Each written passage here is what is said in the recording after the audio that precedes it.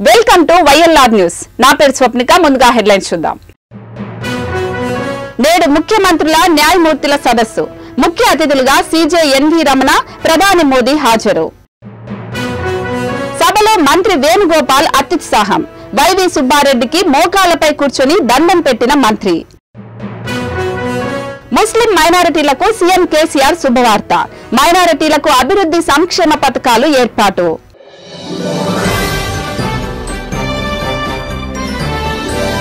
భారత ప్రధాన న్యాయమూర్తి జస్టిస్ ఎన్వి రమణ నేతృత్వంలో హైకోర్టు ప్రధాన న్యాయమూర్తులు రాష్ట్ర ముఖ్యమంత్రుల సంయుక్త సదస్సు కొనసాగుతోంది. విజ్ఞాన్ భవన్ లో మొదలైన ఈ సదస్సుకు ముఖ్య అతిథిగా ప్రధాని నరేంద్ర మోదీ, కేంద్ర న్యాయశాఖ మంత్రి కిరణ్ రిజ్జు కూడా హాజరయ్యారు. నేషనల్ జ్యుడిషియల్ ఇన్ఫ్రాస్ట్రక్చర్ సదస్సులో సీజే ప్రధాని నరేంద్ర మోదీ ప్రసంగించారు. తెలుగు రాష్ట్రాల నుంచి ఆంధ్రప్రదేశ్ సీఎం వైఎస్ జగన్మోహన్ రెడ్డి హాజరు కాగా, తెలంగాణ తరపున న్యాయశాఖ మంత్రి ఇంద్రకరణ్ రెడ్డి హాజరయ్యారు. దాదాపు 6 ఏళ్ల తర్వాత జరుగుతున్న సదస్సులో నేషనల్ జ్యుడిషియల్ ఇన్ఫ్రాస్ట్రక్చర్ అథారిటీ సహా ఏర్పాటుపై కీలక నిర్ణయాలు తీసుకోనున్నారు. అలాగే సదస్సులో కేసుల సత్వర పరిష్కారం కోసం కోర్టులో అధునాతన మౌలిక వసతులపై దృష్టి లాంటి అంశాలపై చర్చించనున్నారు. एनवी रमन्ना जी, जस्टिस श्री यूयू ललित जी, देश के कानून मंत्री श्री किरण रिज्जू जी, राज्य मंत्री प्रोफेसर एसपी सिंह बघेल जी, राज्यों के सभी आदरणीय मुख्यमंत्रीगण, lieutenant governors of UTs, honourable जजेस of the Supreme Court of India, chief justice of high courts, distinguished guests, उपस्थित अन्य सभी महानुभाव, देवी और सज्जनों, राज्य के मुख्यमंत्रियों और हाईकोर्ट के मुख्य न्यायाधीशों की ये जॉइंट कॉन्फ्रेंस हमारी संवैधानिक खूबसूरती का सजीव चित्रण है। मुझे खुशी है कि इस अवसर पर मुझे भी आप सबके बीच कुछ पल बिताने का अवसर मिला है। हमारे देश में जहां एक और जुडिशरी की भूमिका संविधान संरक्षक की है, वहीं लेजिस्लेचर नागरिकों की आकांक्षाओं का प्रतिनिधित्व करता है। मुझे विश्वास है कि संविधान की इन 2 धाराओं का ये संगम, ये संतुलन देश में प्रभावी और समयबद्ध न्याय व्यवस्था का रोडमैप तैयार करेगा। పేదరికం ఎక్కువగా ఉండేది ముస్లిం వర్గాల్లోనే అని, ముస్లింల పేదరికం పోవాలని వారికి ప్రత్యేక కేటాయింపులు చేసింది టీడీపీ హయాంలోనే అని ఆ పార్టీ అధినేత చంద్రబాబు అన్నారు. గుంటూరులో టీడీపీ ముస్లిం మైనారిటీల ఆధ్వర్యంలో నిర్వహించిన ఇఫ్తార్ విందులో చంద్రబాబు నాయుడు పాల్గొన్నారు. అస్సలాం మాలేకుం సబ్ లోగోం కో రంజాన్ ముబారక్ అంటూ చంద్రబాబు ప్రసంగం ప్రారంభించారు.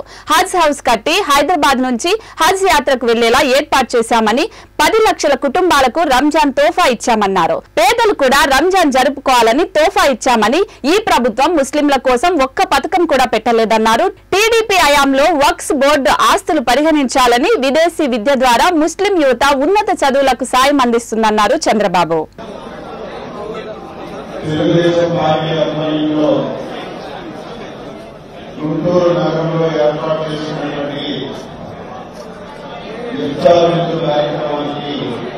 ముఖ్య అతిథి మనందరి అభిమాన నాయకులు శ్రీ నారా చంద్రబాబు నాయుడు గారు, ఈ కార్యక్రమంలో పాల్గొన్నటువంటి సహచర పెద్దలందరికీ, ముస్లిం సోదరులందరికీ పేరున నా తరఫున, తెలుగుదేశం పార్టీ కుటుంబం తరఫున రంజాన్ శుభాకాంక్షలు ప్రతి ఒక్కరికి తెలియజేస్తున్నాను. తెలుగుదేశం పార్టీ గురించి, ముఖ్యంగా మన నాయకులు చంద్రబాబు నాయుడు గురించి మీ అందరికీ కూడా తెలుసు. అధికారంలో ఉన్న, ప్రతిపక్షంలో ఉన్న ముస్లిం సోదరుల యొక్క సంక్షేమాన్ని చూసినటువంటి అవసరం వ్యక్తి మన నాయకులు చెప్పి గర్వంగా చెప్పగలుగుతున్నారు. అధికారంలో ఉన్న ప్రతిపక్షంలో ఉన్న ఇప్పుడు మన పార్టీ అలవాటు స్వతంత్ర భారతదేశంలో ఎన్నో పార్టీలు వచ్చారు, ఎంతో మంది నాయకులు వచ్చారు.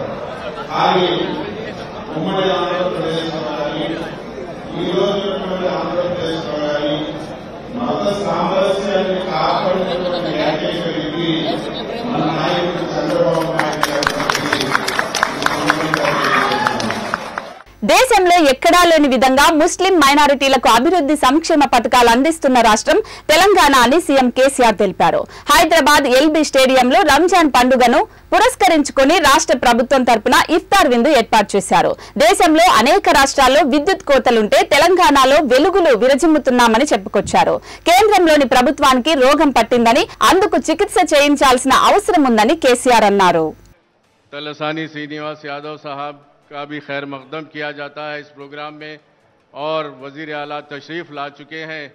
आप तमाम हजरात से गुजारिश है कि आप लोग अपनी अपनी नशिस्तों पर तशरीफ़ फरमाइए और वज़ीर आला अपनी नशिस्त पर तशरीफ़ फरमा रहे हैं और बहुत जल्द इफ्तार का वक्त होने जा रहा है। तो मैं गुजारिश करूँगा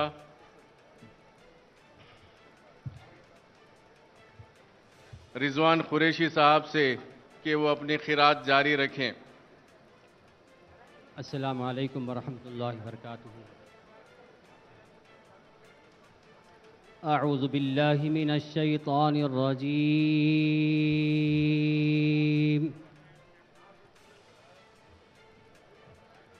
बिस्मिल्लाहिर रहमानिर रहीम।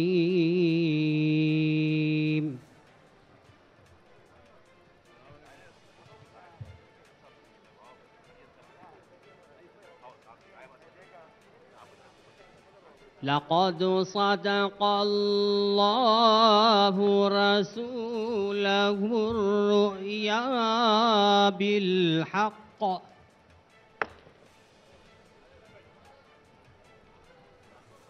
लतदखुलुन्नल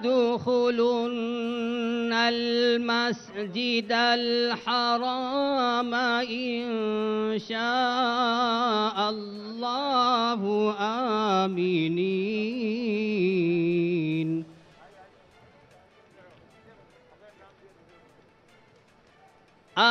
आमिनीन मुहल्लिक़ीन रुऊसकुम व मुक़स्सिरीन ला तख़ाफ़ून। ఏపీలో 10వ తరగతి ప్రశ్న పత్రాలు సోషల్ మీడియాలో బయటకు వస్తుండటంపై మంత్రి బొత్స సత్యనారాయణ స్పందించారు. నంద్యాలలో 10వ తరగతి పేపర్ బయటకు రావడం పుకారు మాత్రమే అని కొట్టివేశారు. మరోవైపు తెలంగాణ మంత్రి కేటీఆర్ చేసిన వ్యాఖ్యలపై బొత్స స్పందించారు. కేటీఆర్ చెప్పినట్లయితే మనం రోడ్డు మీద నిలబడి మాట్లాడడం లేదా అని ప్రశ్నించారు. ఆయనకు ఆయన ఫ్రెండ్ అని చెప్పాడు. నేను హైదరాబాద్ లో ఉండి వస్తున్నా, అక్కడే కరెంటు లేదన్నారు. నేను కూడా అక్కడ జనరేటర్ పెట్టుకుని ఉండాల్సి వచ్చిందన్నారు. కావాలంటే వారి ఘనత చెప్పుకోవచ్చు, అంతేకాని ఇలా అంటారా అంటూ ప్రశ్నించారు. బాధ్యత గల వ్యక్తులు అలా మాట్లాడకూడదని ఆయన తన వ్యాఖ్యలను విత్డ్రా చేసుకోవాలని డిమాండ్ చేశారు. ఎందుకంటే సున్నితమైన అంశం, 6 లక్షల మంది పిల్లలకు సంబంధించిన వాళ్ళ భవిష్యత్తు సంబంధించిన అంశం. ఆ కుటుంబాలు ఎంతో వారికి అందరూ కూడా ఎంతో వేదంతో ఉంటారు ఇలాంటి జరిగితే. కాబట్టి ఎక్కడా కూడా దీంట్లో ఎక్కడ మేము అలసత్వం లేదు, పకడ్బందీగా చేస్తున్నాం. సార్, ఇప్పుడు ఈరోజు కేటీఆర్ ఈరోజు కొన్ని కామెంట్స్ చేశారు. ఆంధ్రప్రదేశ్లో కరెంట్ లేదు, రోడ్లు లేవు, నీళ్లు లేదు.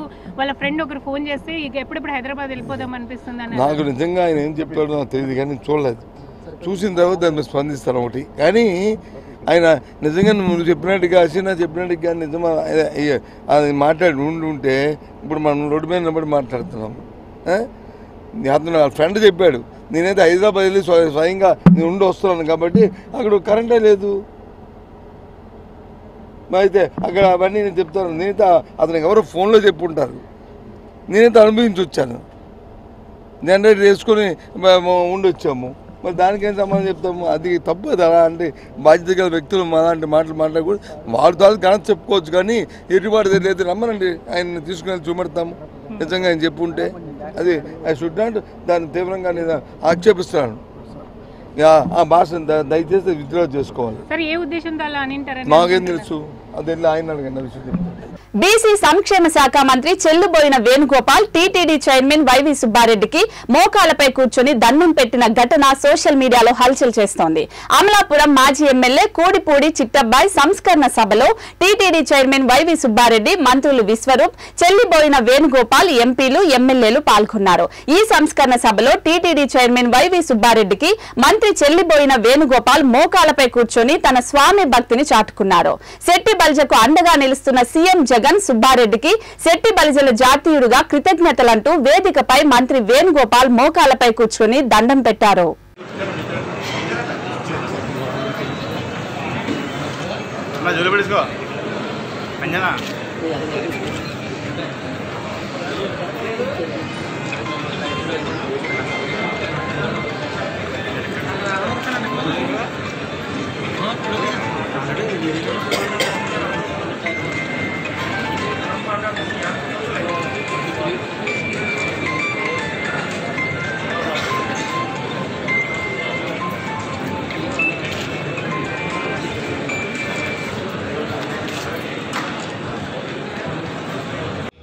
వాటిని పరిష్కరించడం కోసం మనం ఎవరు ఊహించినంతటి ఆర్థిక సహాయం అందించడానికి కారకులైనటువంటి సుబ్బారెడ్డి గారు, అలాగే జగన్మోహన్ రెడ్డి గారికి ఎన్ని జన్మలు ఉన్నా అన్న శెట్టిపల్లి జాతీయుడిగా మీకు శిరస్సు వంచి నేను నమస్కరిస్తా ఉన్నాను.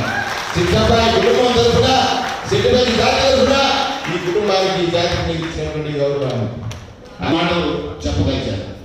ఇవాళ రాజకీయాల్లో పదవి అయిపోతే పట్టించుకోరు కదా, పదవి లేకపోతే పట్టించుకోరు. పదవి లేకపోయినా మళ్ళీ ఆ కుటుంబం కీర్తి ఎక్కడ తగ్గడానికి వీలేదని కోడల్ని స్టేట్ కార్పొరేషన్ చైర్మన్ చేశారు. అది చూడండి, పదవి చేసే సరిపోయిందా? ఆ కుటుంబం మీద ఎక్కడైనా ప్రజల నుంచి కొంత అదే ఇబ్బందులు, ఆర్థిక ఇబ్బందుల వల్ల అపకీర్తి వస్తుందేమో, అది కూడా నేను భరిస్తాననేటువంటి జగనన్న ఆలోచన ఒకసారి జాతి మరవకూడదని సందర్భంగా నేను మనం చేస్తా ఉన్నాను. అది ఇవాళ ఈ అనుభూతి అనేటువంటిది ఇవాళ చిట్టబ్బాయి గారు లేదు.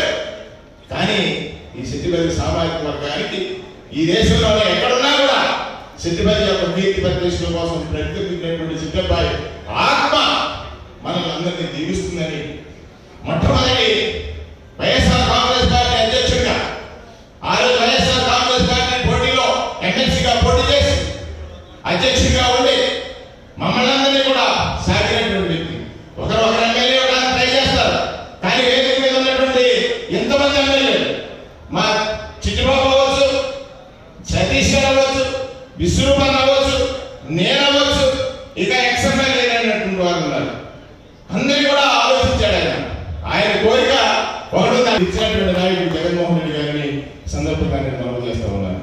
ఇవాళ ఈ ప్రాంతంలోనే కాదు, ఈ రాష్ట్రంలో ఈ వర్గీయులకు ఒక సముచితమైనటువంటి స్థానం ఇచ్చి ఆ స్థానాన్ని నిలపడానికి నాడు చిట్టబ్బాయి గారు చేసినటువంటి ఉద్యమం కొవ్వొత్తి మాదిరిగా వెలుగునిస్తూ కలిగిపోయిన చిట్టబ్బాయి ఇక లేకపోయినా మన మనస్సులో ఉండాలి.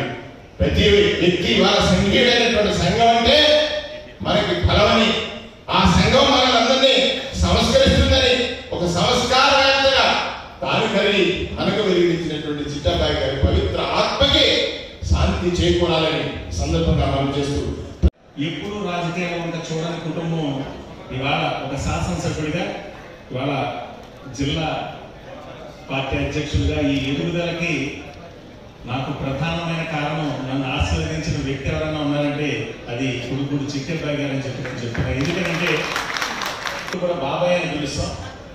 ఆయన మొట్టమొదటిసారి స్వతంత్ర అభ్యర్థిగా ఆయన ఎక్కిన తర్వాత, అప్పుడు నేను వ్యాపార రంగంలో ఉండడంతో నా స్నేహితులందరూ కలిసి ఆయన దగ్గరికి వెళ్ళి, ఆయన హైదరాబాద్ వెళ్తానంటే నాకు ఆటో వెళ్ళారు ఆ రోజు. ఎమ్మెల్యే అయితే చాలా బాగుంది, చాలా చక్కగా ఆయన తిరిగే 7 కార్లో తిరిగేవారు. మీరు అందరూ గమనించి చాలా మందికి తెలుసు, 7 బ్లాక్ కార్ కొనేవారు, ఆయన తిరిగేవారు.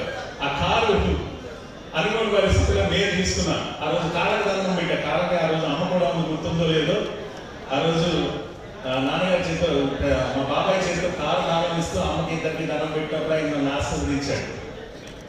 అల్లూరి సీతారామరాజు జిల్లాలో ప్రజల నీటి అవస్థలపై తెదేపా అధినేత చంద్రబాబు ఆవేదన వ్యక్తం చేశారు. సుమారు 150 గిరిజన కుటుంబాలు నివాసం ఉండే ఈ గ్రామంలో నీటి ట్యాంక్ మోటార్లు పాడయ్యాయని ఆగ్రహం వ్యక్తం చేశారు.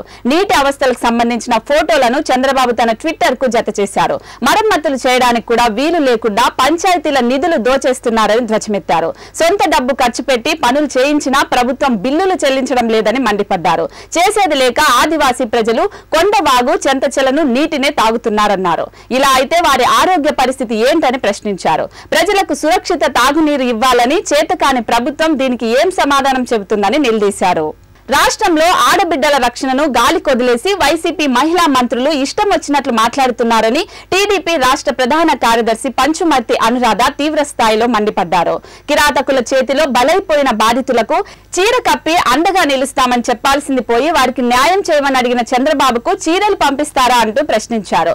మహిళలకు రక్షణ కల్పించడం చేతకాని వైసీపీ నేతలు సిగ్గు లేకుండా తమపై విమర్శలు చేస్తున్నారంటూ ఆమె మండిపడ్డారు. లోకేష్ పర్యటనను అడ్డుకోవడం వైసీపీ ప్రభుత్వం పిరికి పంద చర్యగా అనురాధ అభివర్ణించారు. అత్యాచారం ఏ రోజు ఎక్కడ జరిగిందో కూడా రాష్ట్ర హోంమంత్రికి తెలియకపోవడం సిగ్గుచేటని పంచుమర్తి అనురాధ విమర్శించారు. ఆడపిల్ల మానాభిమానాలంటే మీకు అంత తేలిగ్గా ఉన్నాయా? మీరు ఏ మాత్రమైనా అసలు మహిళలకి న్యాయం చేయాలి అని ఏ మాత్రమైనా ఈ జగన్మోహన్ రెడ్డికి ఉందా లేదా అని నేను అడుగుతున్నా. పిచ్చి పిచ్చిగా మాట్లాడుతూ ఉన్నారు. వైసీపీ మహిళా మంత్రులైతే మొరుగుతున్నారు. కుక్కల కన్నా హీనంగా మొరుగుతూ ఉన్నారు. ఆ గుడ్డి రోజా ఇష్టం వచ్చినట్టుగా మాట్లాడుతూ ఉంది. ప్రతిపక్ష నాయకుడికి చీర పంపిస్తాను అని చెప్పి మాట్లాడుతూ ఉంది. చీరల గురించి నగల గురించి మాట్లాడటం తప్ప ఇంకేమీ నీకు రాదా గుడ్డి రోజా? ఒక మహిళ అత్యాచారానికి గురైతే ప్రభుత్వం తరఫున అక్కడికి వెళ్ళి అత్యాచారం ఎలా జరిగిందో కనుక్కొని వాళ్ళకి మానసికంగా భరోసాని నింపి వాళ్ళకి చీరని అవసరమైతే చీరని కప్పి నీ మానానికి మేము రక్షణగా ఉంటాము, నీకు భయం లేదు అని చెప్పాల్సిన ఈ ప్రభుత్వం ఈ గుడ్డి రోజా న్యాయం చెయ్యండి, మహిళలు ఈ రకంగా అత్యాచారానికి గురయ్యి మానసికంగా వేదన అనుభవిస్తున్నారు, వారికి న్యాయం చెయ్యండి అని అడిగిన ప్రతిపక్ష నాయకుడు చంద్రబాబు నాయుడు గారికి నువ్వు చీరలు పంపిస్తానంటావా? సిగ్గుందా నీకు అసలు? మంత్రి అయితే ఏమైనా కొమ్ములు వచ్చేస్తాయా నీకు? గత వారం 10 రోజుల నుంచి ఇన్ని అత్యాచారాలు జరుగుతూ ఉంటే నువ్వు షికారు చేస్తూ ఉన్నావు, బోటుల్లో షికారు చేస్తూ ఉన్నావు. మంత్రి అనే అజమాయిషిని వెలగబడుతూ 1,00,000 రూపాయలు చీర, 1,00,000 రూపాయలు తగ్గకుండా ఉండే పట్టు చీరలు కట్టుకుంటూ నువ్వు షికారులు చేస్తా ఏదో ఒక స్టేట్మెంట్ ఇవ్వాల్సిందే, చంద్రబాబు నాయుడు గారిని ఏదో ఒకటి దుయ్యబట్టాల్సిందే అని ఒకటి కంకణం కట్టుకొని చీరలు పంపిస్తానని చెప్పి నువ్వు మాట్లాడతావా? బుద్ధుందా నీకు అసలు? కన్నావా ఆడపిల్లని నువ్వు? అసలు ఆడపిల్లని కన్న మొహమేనా నీది? ఇంకోసారి చెప్తున్నా, బుద్ధి తెచ్చుకో, బుద్ధి తెచ్చుకొని మాట్లాడు నువ్వు. ఏపీ పరిస్థితిపై తెలంగాణ మంత్రి కేటీఆర్ అక్షర సత్యం చెప్పారని జనసేన అధికార ప్రతినిధి పోతిన మహేష్ వ్యాఖ్యానించారు. అభివృద్ధి అంటే రాజధానిని నిర్వీర్యం చేయడమా అని నిలదీశారు. వైకాపా నాయకులకు చిత్తశుద్ధి ఉంటే విజయవాడ నగరంలోని అభివృద్ధిని కేటీఆర్ కే కాదు తమకు చూపించాలంటూ ట్వీట్ చేశారు. రంగు మారిన మంచినీళ్లు 10 రోజుల నుంచి సరఫరా అవుతుంటే చర్యలు తీసుకోలేకపోయారని, అభివృద్ధి అంటే రాజధానిని నిర్వీర్యం చేయడమా అని పోతిన మహేష్ ప్రశ్నించారు.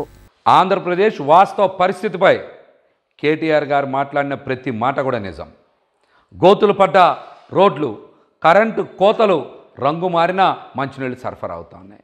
విజయవాడ నగరం నడిబొడ్డులో కూడా గత 10 రోజుల నుంచి రంగు మారిన నీళ్లు ప్రజలకు చేరుతూ ఉంటే ఇంతవరకు సరైన చర్యలు ఎందుకు తీసుకోలేదో అధికార పార్టీ నాయకులు సమాధానం చెప్పాలి. ఎక్కడైనా సరే మీరు ఒక ఇటుక మీద ఇటుక పేర్చి ఎక్కడైనా నిర్మాణం చేశారా? ఎక్కడైనా సరే జగన్మోహన్ రెడ్డి గారి పాలన చూసి ఎక్కడైనా పెట్టుబడులు వచ్చాయా? ఎన్ని లక్షల కోట్లు వచ్చాయి? మీరు సమాధానం చెప్పండి ముందు. దీనికి ఈ రాష్ట్రం నుంచి ఎన్ని సంస్థలు పక్క రాష్ట్రాలకు తరలిపోయా కూడా ఈ రోజున ప్రతి ఒక్కరికి కూడా తెలుసు. ప్రతి ఒక్కరికి కూడా తెలుసు. ఈ రోజున రాజధానిని నిర్వీర్యం చేసి అమరావతిని నిర్దాక్షిణ్యంగా శిథిలావస్థకు చేసేటువంటి దుర్మార్గ ప్రక్రియని అభివృద్ధి అంటారా? విజయవాడ నగరాల్లో అభివృద్ధి చూపిస్తామనేటువంటి మాటలు వైఎస్ఆర్సీపీ నాయకులు మాట్లాడుతూ ఉన్నారు. ముందు కేటీఆర్ గారికి కాదు, మాకు విజయవాడ నగరంలో అభివృద్ధి చూపించండి, మీకు దమ్ముంటే సవాల్ ఇసురుతా ఉన్నాం. రాష్ట్ర ప్రభుత్వం 600 కోట్ల రూపాయలు విఎంసీకి ఇస్తానని చెప్పింది, ఎంతవరకు ₹1 ఇచ్చారా? 5 నిమిషాలకు ఒకసారి ట్రాఫిక్ జామ్ అయిపోతూ ఉంది. ఎక్కడైనా సరే సామాన్య ప్రజల కష్టాలను పరిగణలోకి తీసుకున్నారా? అభివృద్ధి అంటే ప్రభుత్వ ఆసుపత్రిలో మానభంగం చేస్తే సరైన దిశలో చర్యలు తీసుకోకపోవడమా? చెత్త డంపింగ్ యార్డ్ కాలిపోవడమా? చెప్పమనండి. కొండ ప్రాంతాల కోసం కేవలం 50 లక్షల రూపాయలు మాత్రమే డబ్బులు ఇస్తే దాన్ని అభివృద్ధి అంటారా?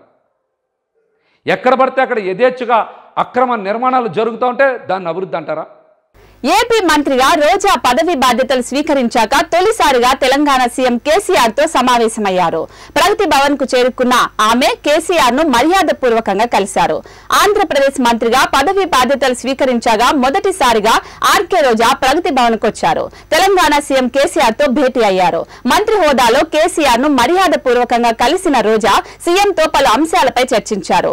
ఏపీ నూతన మంత్రిగా బాధ్యతలు స్వీకరించిన రోజాకు కేసీఆర్ పుష్పగుచ్చం అందించి అభినందనలు తెలిపారు.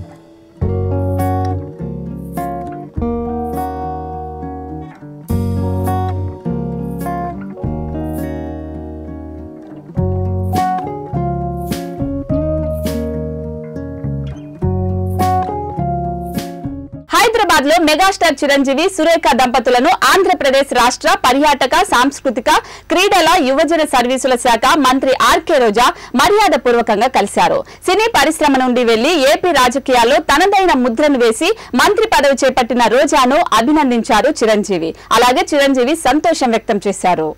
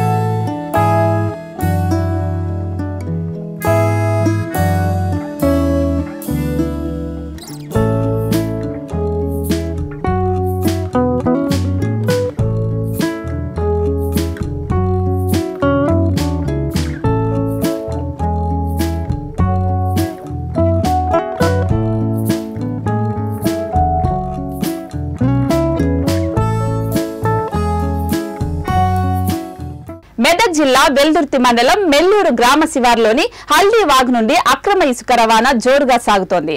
చీకటి పడిందంటే చాలు అక్రమార్కులు ఇసుక రవాణా జోరుగా నిర్వహిస్తున్నారు. దాంతో కాంగ్రెస్ పార్టీ హైకోర్టును ఆశ్రయించగా హల్దీవాగ్ నుండి ఇసుక రవాణా చేయవద్దంటూ స్టే విధించినప్పటికీ అధికార పార్టీకి చెందిన నాయకులు రాత్రి పగలు తేడా లేకుండా అక్రమంగా ఇసుక రవాణా చేస్తున్నారు. ఎమ్మెల్యే సహకారంతో అధికార పార్టీకి చెందిన ఇసుక మాఫియా రెచ్చిపోతున్నారని గ్రామస్తులు వాపోతున్నారు. స్థానిక బబ్బూరి సత్యనారాయణ గౌడ్ మన టీఆర్ఎస్ నాయకుడికి చెందిన ఇసుక ట్రాక్టర్ ని ఇప్పటికీ 2-3 సార్లు గ్రామస్తులు పట్టించినా అప్పటికే అధికారులు నామమాత్రం ఫైన్ విధించి వదిలేయటంతో ఇసుక మాఫియా రెచ్చిపోతున్నారు అని స్థానికులు వాపోతున్నారు. ఇప్పటికైనా అధికారులు స్పందించి ఇసుక రవాణా కట్టడి చేయాలని స్థానికులు డిమాండ్ చేస్తున్నారు.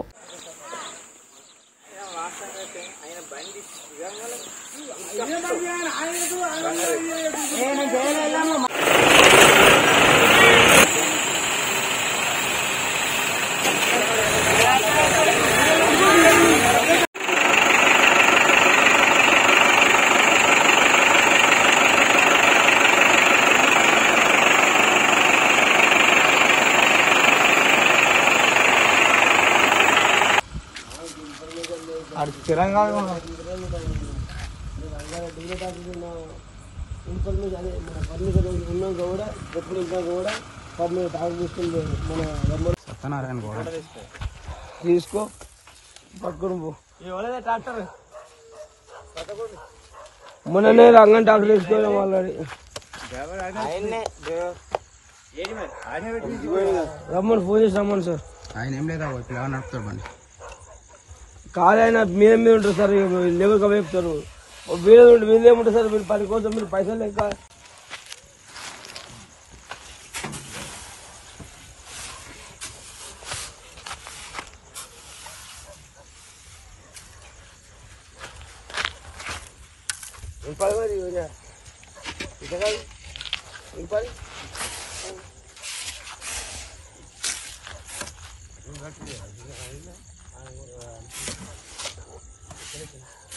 ఇది వాల్టి బులెటిన్. మరొక బులెటిన్ తో మళ్ళీ కలుద్దాం. Stay tune.